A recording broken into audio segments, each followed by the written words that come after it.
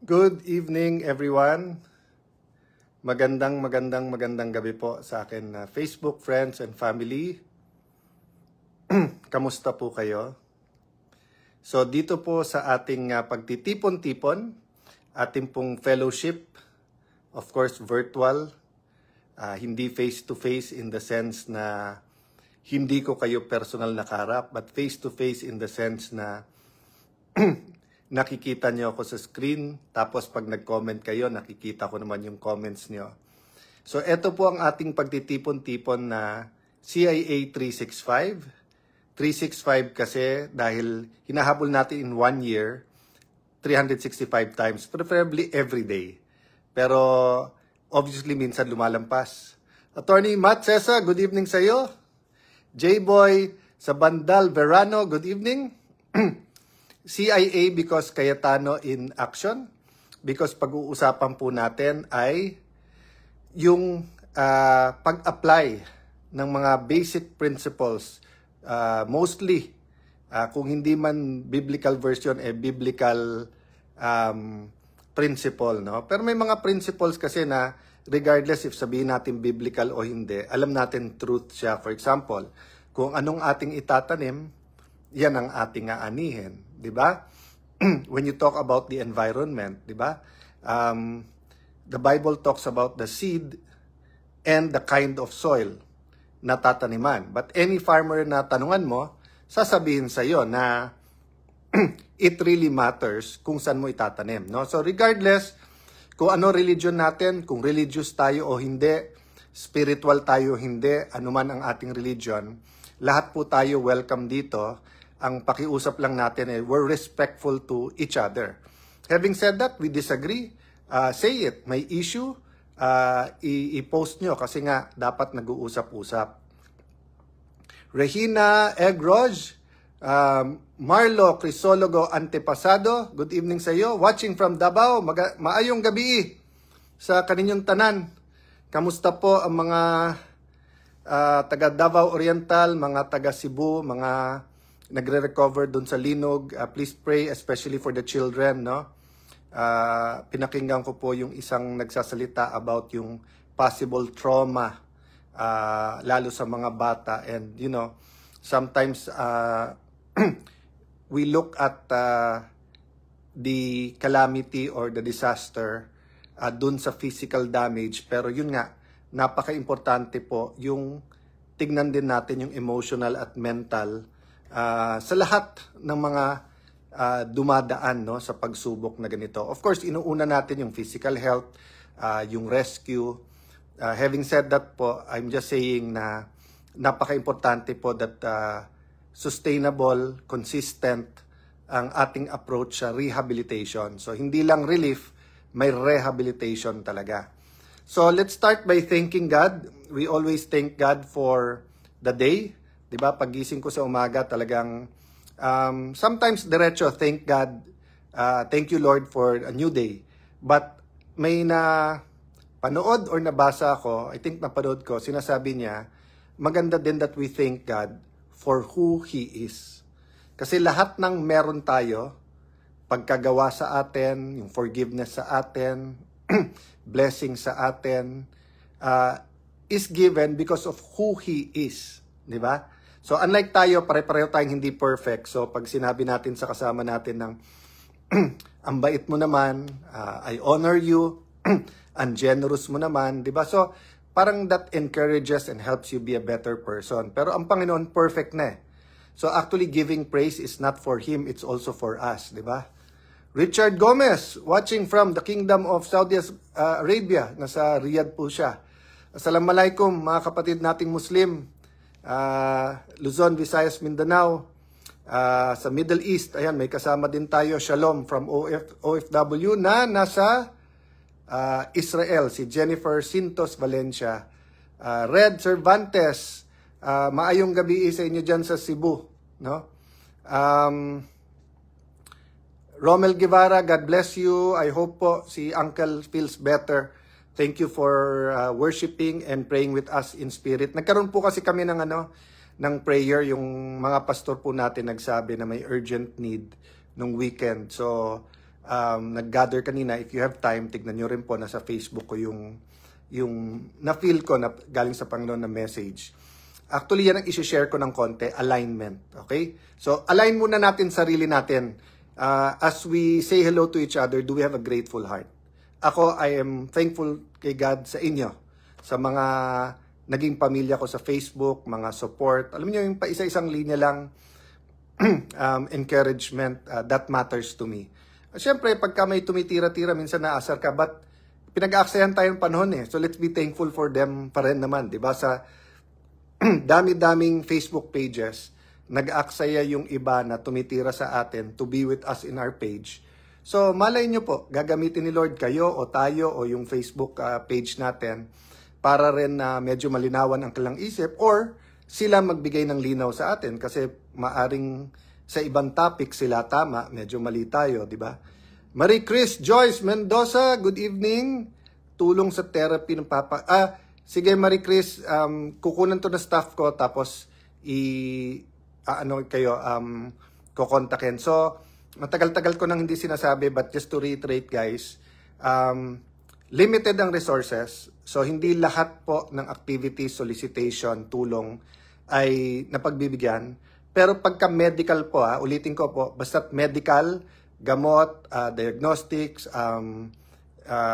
therapy, treatment sa clinic, sa hospital, kahit post ng operation, pinipilit po natin makatulong kasi, you know, we're made of flesh and blood. So we talk here about the spirit, about the soul, about the spiritual side, but we also care about your health. So pagka ganyan na kailangan ng tulong, post lang kayo and then our staff will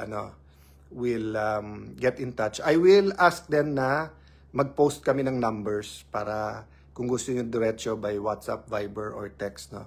Jen Abapo, salamat sa Diyos. Salamat at hindi tao. Yan, salamat sa tama. Let's thank God, not people. Kasi tayo lahat naman instrumento lang eh, di ba?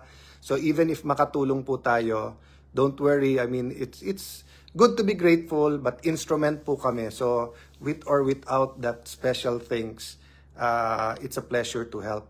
So in giving thanks to God, like for example po, meron may sakit at natulungan natin, let's thank God na healthy tayo. Pag tayo naman ang hindi healthy ngayon pero gumagaling, let's thank God na gumaling tayo.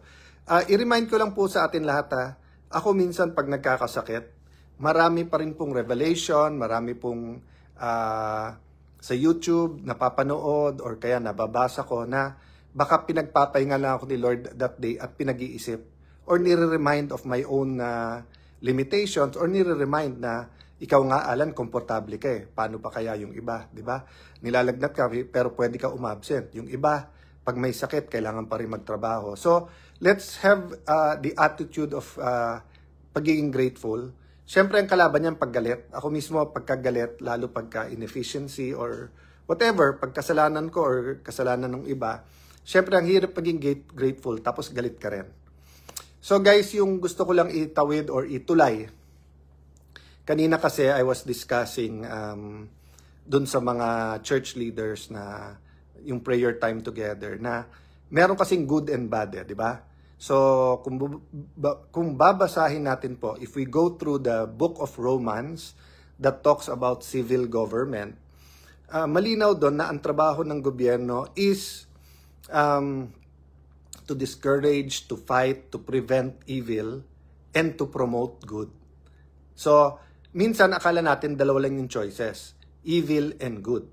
But narinig ko po to, I think it was from Dr. Miles Monroe, na sinasabi, minsan, lalo po pag godly ka, di ba? So, pag lost ka, for example, ang tingin mo, walang kaibahan ang trabahong pagwe-waiter, pagda-driver, pagiging janitor, tapos tingin mo, ganun marangal din yung illegal drugs. So let's say sa illegal drugs, kita ka ng 5,000 a day, samantalang pag nag-janitor ka, minimum wage. Hindi po.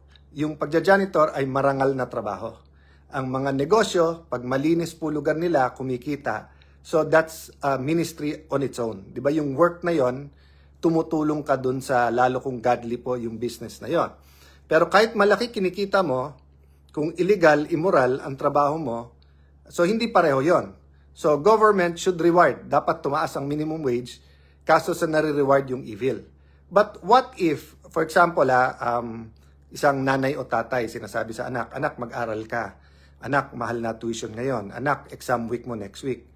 Kung ang choice is yung anak or kung ikaw yung estudyante, kung ang choice mo maglakwatsa kasama mga barkada mo tapos uminom that night or mag-drugs versus mag-aral, hindi ba very clear mag-aral?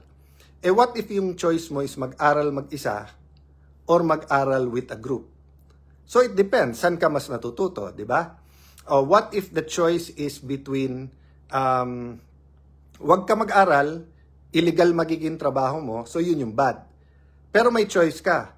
Mahilig ka sa medicine, pero magaling ka rin sa engineering. So both are good. So how do you choose? Doon pumapasok po yung aligning o alignment.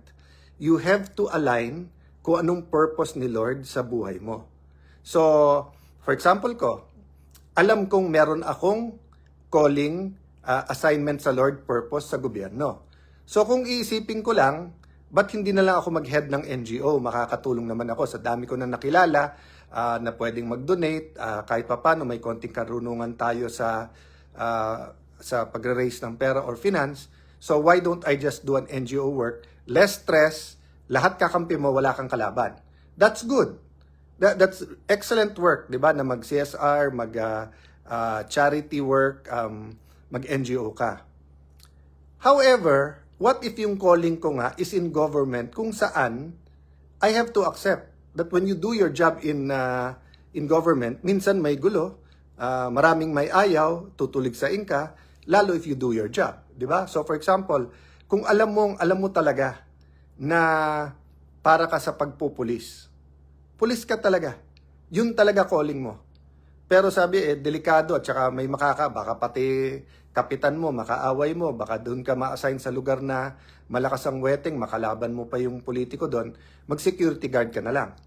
Lalo pag doon mag-security guard ka na medyo galante yung kumpanya o yung boss mo.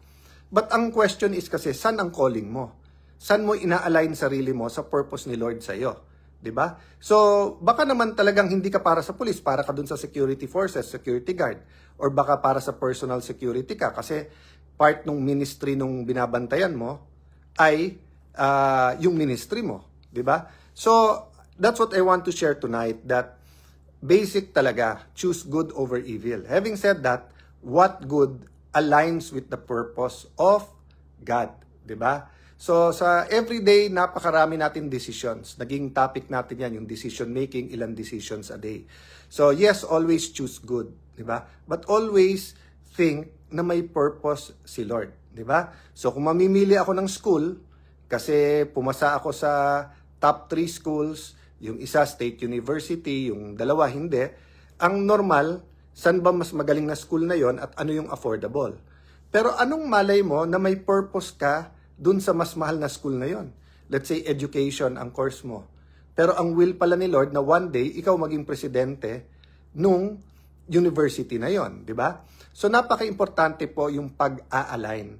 So yun po ang aking special request tonight, that we pray na not only will we hear God's voice, not only will we have repentance, restitution, not only will we have reform, renewal, hindi lang makulong yung mga korap, kundi ma-align natin ang Pilipinas sa purpose ni Lord sa ating bansa.